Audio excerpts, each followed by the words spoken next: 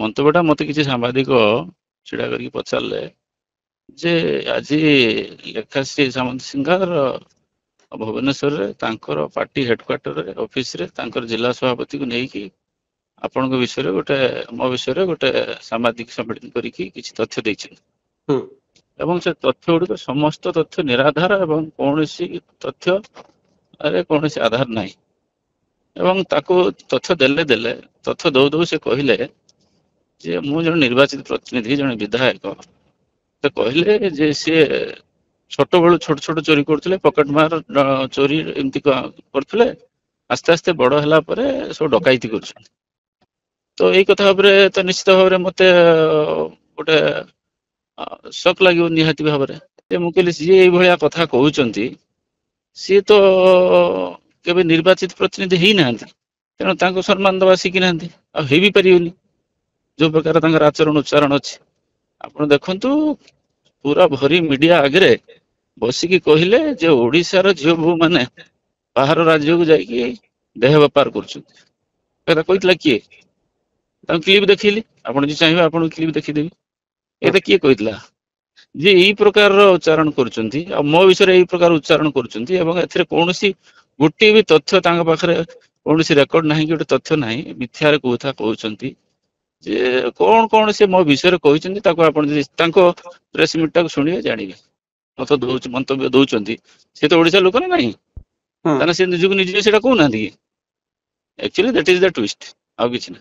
ହଁ ମୁଁ କହୁଛି ଏଇଆ ଆପଣଙ୍କୁ ଆଉ ଥରେ ବି କହୁଛି ସିଏ ଯଦି ଓଡିଶାବାସୀଙ୍କର ସମସ୍ତଙ୍କ ବିଷୟରେ ଯଦି ଏକଥା ଆସିକି ଘରେ ଷ୍ଟୁଡିଓରେ କହୁଛନ୍ତି ତାହେଲେ ସେଇଟା ସେ ନିଜକୁ ବି କହୁଛନ୍ତି ଆଉ ନିଜକୁ ନିଜେ ସିଏ ସେଇଟା ଆକ୍ଷେପ କରିଛନ୍ତି।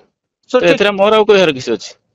ନିହାତି ଆମେ ତ ସମସ୍ତେ ଯିଏ ବି ସେ କଥା ଶୁଣୁଛି ସମସ୍ତେ ସ୍ତମ୍ଭୀଭୂତ, ସମସ୍ତେ ମାନେ କିଛି କହିବା ପାଇଁ କି ବି ଶବ୍ଦ ମୁଁ ପାଉନି ଯେ ଜଣେ ନିର୍ବାଚିତ ଜନପ୍ରତିନିଧି ଏଭଳି ଅଶାଳୀନ ଅସଭ୍ୟ ମନ୍ତବ୍ୟ ମହିଳା ମାନଙ୍କ ପ୍ରତି ଦେଇପାରିବେ। ଦ୍ୱିତୀୟ କଥା, ମୁଁ ପବ୍ଲିକ ସ୍ପେସ ରେ କାମ କରୁଛି, ଓଡିଶାବାସୀଙ୍କ ପାଇଁ କାମ କରୁଛି, ସବୁବେଳେ ମହିଳା ମାନଙ୍କୁ ନ୍ୟାୟ ଦେବା ପାଇଁ ଲଢିଛି ଏବଂ ଆମମାନଙ୍କ ଭଳି ରାଜନୈତିକ କର୍ମୀଙ୍କ ବିଷୟରେ ଯଦି ବିଜେପି ନେତା ମାନେ ଏଭଳି ମନ୍ତବ୍ୟ ଦେଇପାରୁଛନ୍ତି ତାହେଲେ ସାଧାରଣ ମହିଳା ମାନଙ୍କର କଣ ଅବସ୍ଥା ହଉଥିବ ମୁଁ ଜାଣିପାରୁଛି ଭଲ ଭାବରେ।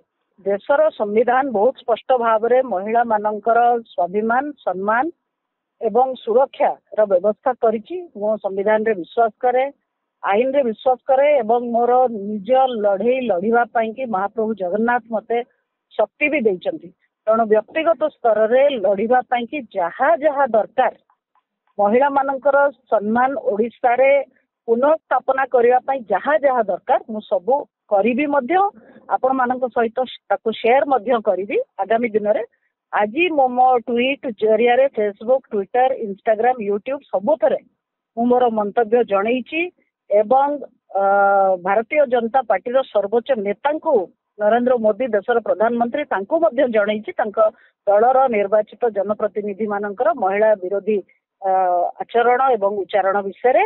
ମୁଁ ଆଶା କରୁଛି ଯେ ତାଙ୍କ ଦଳ ଦୃଢ କାର୍ଯ୍ୟାନୁଷ୍ଠାନ ତାଙ୍କ ଉପରେ ନବ, ଯୋଉଟା ଗୋଟେ ଡିଟରେଣ୍ଟ ଭଳିଆ କାମ କରିବ। ଆଗାମୀ ଦିନରେ କୌଣସି ବ୍ୟକ୍ତି ସେ ଯେତେ ବଡ ରାଜନେତା ହଉନା କାହିଁକି କେବେ ସାହସ କରିବ ନାହିଁ ମହିଳାଙ୍କ ବିରୁଦ୍ଧରେ ଏଭଳି କଥା କହିବା ପାଇଁ। ମୁଁ ଗୋଟେ 4000 ଗାଈଙ୍କୁ ପାଳୁଛି, ଯୋଉ ଗାଈ ମାନେ କି ପୋଲିସ ରେସ୍କ୍ୟୁ କରିକି ଆଣିକି ରଖିଛି ଗୋଟେ ଫାର୍ମରେ ପାଳୁଛି। ସେ ମତେ କହିବେ ମୁଁ ହାତୀ ଦାନ୍ତ ଚୋର, ସେ କହିବେ ମୁଁ ଗାଁ ଗଣ୍ଡାରେ ଆଗରୁ ଛୋଟ ଛୋଟ ଚୋରି କରୁଥିଲି, ପକେଟ ମାର କରୁଥିଲି। ତେଣୁ ମହିଳା ହିସାବରେ ଜଣେ ନିର୍ବାଚିତ ବିଧାୟକଙ୍କୁ ଏଇଭଳିଆ ତାଙ୍କୁ ସ୍ୱଭାବ ପାଉଛି। ଆପଣ ତାଙ୍କୁ ପଚାରୁନାହାନ୍ତି ଯେ ଏଇ ପ୍ରକାର କାହିଁକି କହୁଥିଲେ। ମୁଁ କୋଉଠି ମୋର ନାଁରେ କେତେଟା କେସ୍ ହେଇଛି ସେ ଦେଖିବେ। ହଁ, ଯେତେବେଳେ ଆଇନଗତ ଲଢେଇ ଆସିବ ସେତେବେଳେ ଯିବା। ସିଏ ଯେ ପ୍ରକାରର ପୁଣି ସାମ୍ବାଦିକ ସମ୍ମିଳନୀ ସିଏ କରିକି କହୁଛନ୍ତି ତାଙ୍କ ପାର୍ଟି ହେଡ ଅଫିସରେ। ମତେ ତ ସାମ୍ବାଦିକ ମାନେ ରାସ୍ତାରେ ଅଟକିକି ପଚାରିଲେ, ମୁଁ ତାଙ୍କୁ ଏଇଭଳିଆ ଯାହା ସେଇ କଥାରେ ରିପ୍ଲାଏ ଦେଲି। ମୁଁ କୌଣସି ପ୍ରକାରର ତୁ ମେ ଭିତରେ ଏବେ ପଶିବା ପାଇଁ ଚାହୁଁନାହିଁ, କାରଣ ଇଏ ଛୋଟ ଲଢେଇ ନୁହଁ। ମହିଳା ମାନଙ୍କର ସମ୍ମାନ ହଉଛି ବୋଧେ ପ୍ରୋବାବଲି ଗୋଟିଏ କାରଣ ଯୋଉଥିପାଇଁ ମୁଁ ରାଜନୀତିକୁ ଆସିଲି ଚାକିରି ଛାଡିକିରି। ତେଣୁ ଏ ଲଢେଇକୁ ମୁଁ ଶେଷ ପର୍ଯ୍ୟନ୍ତ ଦେଖିବି।